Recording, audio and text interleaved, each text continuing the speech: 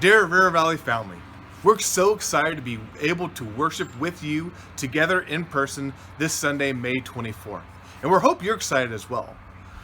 This has been a hard time of isolation for us all. And so, while virtual church has great benefits, it's just not the same as gathering together with the body of Christ. Now, we know that people have mixed feelings about coming back together in person, and so we want to ensure you are doing everything in our power possible to provide the safest place possible for worship. I also believe that the longer we stay apart, the harder it will be to get back together as the body of Christ and worship together on a regular basis. And so there are recommendations of the state that we're going to try to follow, and that's going to impact how we do Sunday service. And we want to take this moment and share with you what to expect on Sunday morning when we come back together. So the first guideline that's probably got the greatest impact on how we worship together on a Sunday morning is the fact that the state has recommended that we follow the social distancing guidelines, as well as that everyone that enters the building above the age of 10 wear a mask, a face covering. Now, I know masks are a hot button issue in our society today, but to follow the recommendations, you're going to see people wearing masks. Our First Impressions team and probably a lot of our leadership are going to be wearing masks. But at the same time, while we're going to have masks available for people, we're going to let people's freedom of conscience control their behavior. And we just ask everyone, know whether you are wearing a mask or not wearing a mask, that you show love and charity towards one another, and that you understand that people have different thoughts and opinions about how to go about this. But we're going to provide everything we need to follow the recommendations of the state, and we're going to be making this the safest place possible for everyone to come in and be together on Sunday morning. Along with the social distancing guidelines, the state recommendation is that there's no physical contact, or as they phrase it, unnecessary physical contact taking place. Now, this might be the hardest thing for us to follow because we tend to like to hug each other at River Valley Community Church.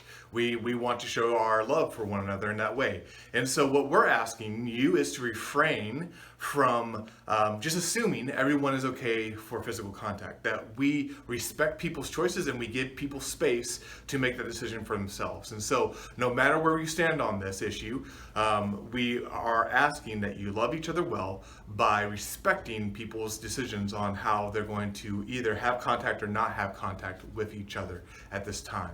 And so we are asking people to love each other well and respect where everyone stands on whether they want to have a handshake, a wave, a hug, or whatever way we want to greet each other. The default is going to be to assume that everyone is going to maintain social distancing, and so we're going to assume we're going to be greeting people with waves and hellos and with as much love as possible while keeping our distance. The last recommendation of the state that we're going to highlight right now is the fact that the state has recommended and said there's not going to be any kid services or kid classes, and so we're going to abide by that, which means that we're going to have family service. Now, what is family service? Family service is everyone's going to be in this room together worshiping on Sunday morning.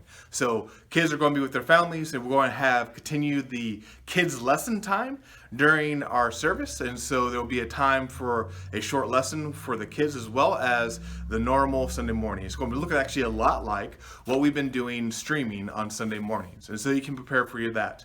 There's some other small recommendations that are going to impact service, like the fact that we're not going to have donuts or coffee because they recommend that we don't have refreshments inside at this time. And there's some other small things. Now, this is all new for us, and so it's new for you, and so we're asking everyone to bear with us as we figured this out and we process how we can do service during this time. And we also ask that everyone bear with one another.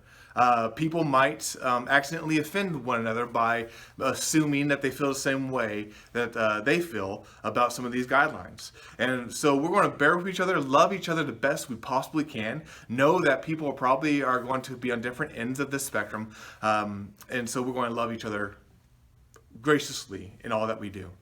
But we also want to let everyone know that if you are in any way uncomfortable about meeting together in person, or if you are one of those people who are more at risk, we're going to still live stream what happens here on Sunday on Sunday morning. So you can join with us on Facebook and watch the service from your home if that is what you need to do.